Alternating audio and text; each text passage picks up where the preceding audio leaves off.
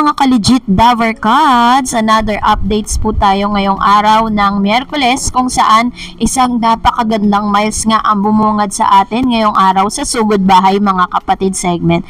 Ang lahat ng yan, but before that, if you haven't subscribed yet to my YouTube channel, please don't forget to like, share, and subscribe at i-hit mo na rin ang notification bell for more showbiz updates. Of course, bago tayo mag-umpisa sa ating mga updates ngayong araw, nais ko po munang magpasalamat po sa inyo pong lahat, sa mga legit subscribers, legit viewers natin na palagi ang pong nanonood at sumusubaybay sa lahat ng ating mga updates. Maraming salamat po at maraming salamat din sa mga nag-share at nagko-comment po sa ating comment section. For without you guys ay hindi natin talagang mapapagpatuloy ito pong ating pong pag-vlog. No? And this time, ito na nga, bago tayo mag-umpisa, panoorin natin ang very cute and very surprise na video na napanood natin kanina lang. Let's watch this. Mayor! Okay na kahit walang kasama, Mayor! Seryoso ha! Daver Cats! Ako po, alam ko ang lahat ng sikreto ninyong lahat. Mayor, hindi naman sa nilalakad ko, pero pati ikaw.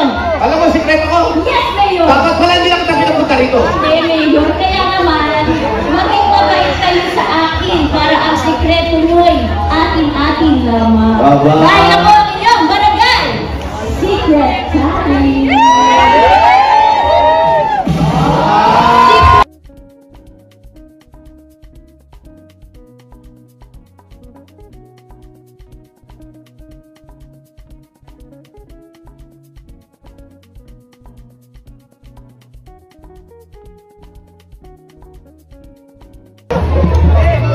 Ops!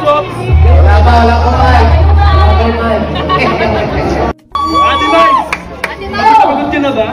Ha? Pagod ka na ba? Bakit? Kasi magdamag kang tumatakbo sa isip ko.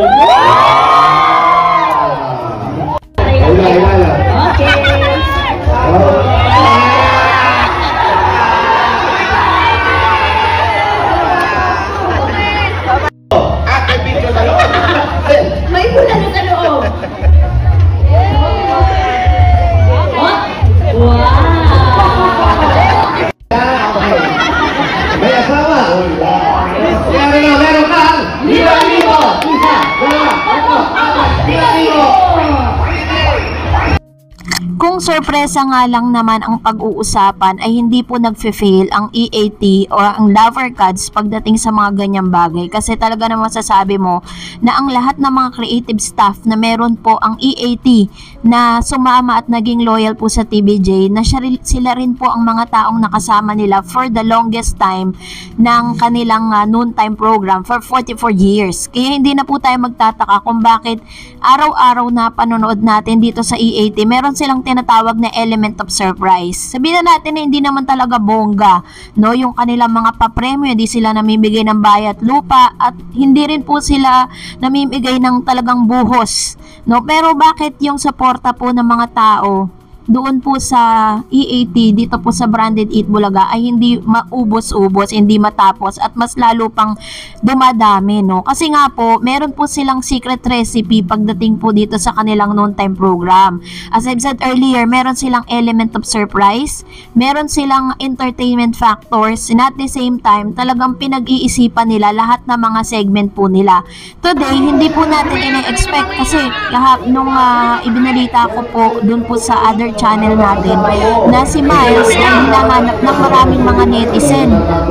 Hindi na, sinabi ko po noon na maaaring makasama si Miles Ocampo sa Sugod Bahay mga kapatid segment na nangyayari na nga ngayon.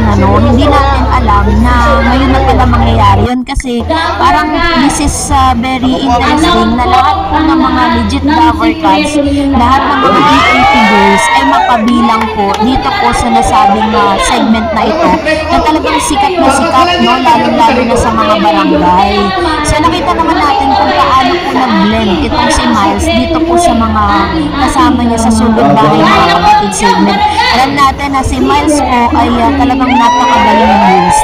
at kayang-kaya niyang dalhin, no? Ito pong ano na to, segment na ito, hindi po siya naging dry, walang dull moment, no? Kaya ang dami po talagang, kapag uma-absent siya, sobrang dami pong mga legit Lover Cards at talagang naghahanap sa presensya niya. Alam niyo, habang pinapanood po ko po kanina yung kanila pong kanilang programa sa Sugod Bahay, sobra po yung parang nagtatalungan yung mga nanonood dun sa comment section. Talagang as in, parang bumanga po ng comments nung nakita po si Miles, kasi hindi natin ina-expect na si Miles ang pala ang isa sa mga mapapabilang, ano? Kasi nga wala po si Zombie, and do not know nasan ba si Zombie, out na ba siya sa picture o tuloy-tuloy na ba si Miles. Pero parang sa pagkakaalam ko, meron po kasing pelikula na ginagawa itong si Mr. Zombie, kaya po medyo ano siya, nawawala siya sa picture ngayon sa Itbulaga. But anyways, we are so happy and very new na surprisingly nakita natin si Miles sa barangay. So, dahil dyan, narito naman ang ilan sa mga komentong napili po natin mula naman sa mga legit subscribers and legit viewers natin dito po sa YouTube. Yung patungkol po dito sa issue na to na na-cancel nga yung host engagement nga nitong si Paolo dahil kumbaga parang marami pong mga advertisers ang ayaw talaga sa kanya, as in, ano. So, eto na nga, no, ito po, basahin natin ang ilan sa mga komento ninyo at magre-react po tayo patungkol po dito. So, unahin natin ang komento mula kay Domingo Torres Goso. Wala namang utak yang si Paolo Tolonges, mayabang na, wala pang blank. Puro kababuyan lang ang alam. Demonyo yan si Tolonges Paolo. Ay, ano ba yun? Ba't na? Ayan, so ito po yung komento ni Mr. Domingo Torregoso, no? Talagang marami po talaga kasing galit kay Paolo. Hindi naman natin sila masisisi kasi 'di ba? Parang ang pangit kasi ng imahe ni Paolo dito po sa noon time na ito. Sabi ni Alfredo Navarro, kung ang GMA gusto bumawi, unang-una, tanggalin si Paolo, wala namang kalidad ang taong 'yan. Greed, mayabang, mapanggamit, pati si Bubblegang, bitoy. Bitawan mo na si Paolo, bobo 'yan. Pati ikaw nadadamay. GMA babagsak kung patuloy mong bibigyan proyekto ang blank na yan. Paolo, mag-isip-isip ka, GMA. Ayan. Alam mo, talagang full of hate talaga. Parang kumaga, si Paolo na ata yung pinaka most hated actors ngayon sa Pilipinas dahil po sa pagiging womanizer niya, diba? Kasi meron, he was in a relationship after how many failed relationship. Ngayon, meron na naman siyang another girl na pinupunterya. Kumbaga, meron na naman siyang flavor of the month. Sabi ni Rally Sikbida, hindi parang mayabang, sobrang yabang ni Paolo. Yan ang totoo. Tignan mo lang mga asta at kilos niya, piling niya, siya may-ari at bumuo ng show. True, yun po talaga, as in. Kaya marami nagagalit sa kanya, parang ang pakiramdam niya, siya yung pinaka main host doon. Kung tutuusin, si Yorme naman talaga, Yorme Isko Moreno, yun talaga pwede mo pang ma-accept as one of the hosts po dito eh. Kasi ano na natin, let's give Isko Moreno the benefit of the doubt, ano? Sabi ni Mr. Fred Bumanlag, nakakatawa at nakakasuka ang mga halusos. Kinain nila ang isinuka nila. Ayaw na mga halusos na segment noon na wag maging judgmental. Ngayon, ibabalik nila. Kakahiya kayo. Umisip kayo ng sarili nyong palaro. Bakit hindi nyo laruin ang Spirit of the Glass? Siguradong kayo lang ang original niyan. Diba?